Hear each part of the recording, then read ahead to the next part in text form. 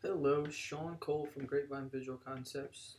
Just wanted to touch base with all you out there, kind of go over the art requirements for setting up artwork for the booth that you have in front of you. So what we have here are these hard panels. They're 38.75 by 94.875 each, and then you have in the middle of each panel an aluminum strip that's an eighth of an inch thick.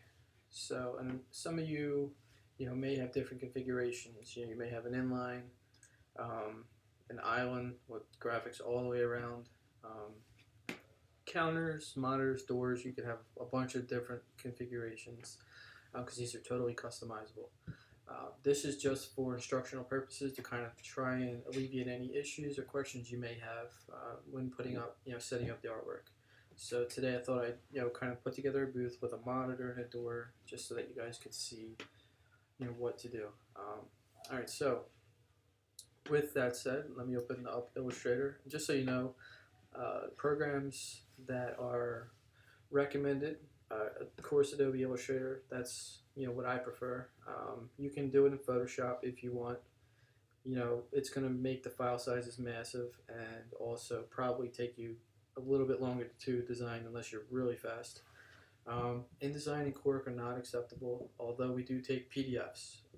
So if you do your work in InDesign and you're really proficient in it and can export high-res PDFs, by all means, go for it. But if there's any changes or any kind of problems that arise in the print process, there won't be anything that we can do to help.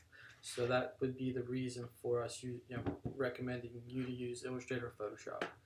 All right, so what I'll do is open up Illustrator. Now what I have here is 6 panels, 3 on top of 3. So what I'm going to do is set up my artwork the same exact way. Now it just so happens that these will fit on an Illustrator artboard at full size. Sometimes it doesn't happen that way. If that's the case, then you're going to have to work at scale. So, a lot of times if I have a really, really large booth, say like a 10 by 30, and all the panels, are horizontal, nothing kind of going up and down, or panels on top of each other, I'll work at like a 110 scale, something like that. So it's just a matter of doing a little math and then figuring out what you have to do to set up the artboards. But after you're done setting up the artboards, it's a piece of cake. All right, so we have here is the width, 38.75 by 94.875. Now I have 6 artboards, 6 panels. Here's my 1/8 inch gap in between each panel. Now I have 3 columns, obviously 1, 2, 3, and there you go. So I'll go ahead and hit OK, and what I have here is an exact replica of the rendering. So that's what I want. Now I know I have a monitor at the bottom right around here. So what I'm going to do today for instructional purposes is place some art on there, show you a little bit about bleed, and then also go over the gaps and what not to do. So I have a piece of art here. Now it's very simple, obviously. Sorry. So what I'm going to do is expand this photo. Now a lot of you are probably saying, is that even possible to span a photo this large? And believe it or not, it is. This photo just so happens to be able to be expanded this large. But a lot of times that's not the case.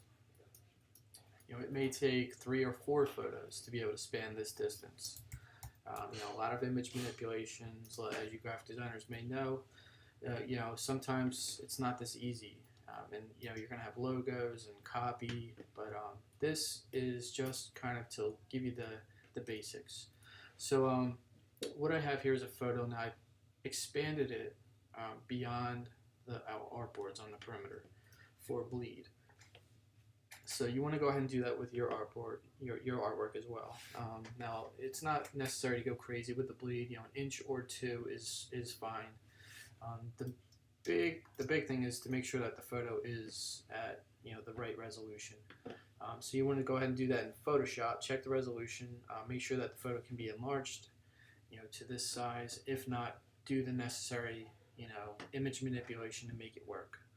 As you can see, this photo is good. Now, an image is gonna appear soft, of course, when you expand it this large, which is fine.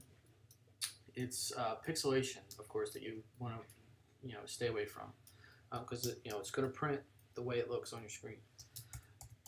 Okay, so now some of the other things, Pantone colors. If you're using Pantone colors, that's why it's really important to use Illustrator, because you can call those out. You can get your specific colors in there. Any kind of vector graphics are going to print flawlessly. They're going to be not pixelated. They're going to be the right color, and then of course you can move. Say you have text somewhere on here, you can make sure that it doesn't fall on a panel. You can move your letters across each panel if you need to. Same thing with the logos, and then you can avoid monitors. So we have a monitor somewhere around here. Of course, I just have an image in the background, so it doesn't necessarily matter. But if you have a logo or text, those are the things you can avoid by setting your art up this way. So I hope this was helpful. All right, and until next time, thanks.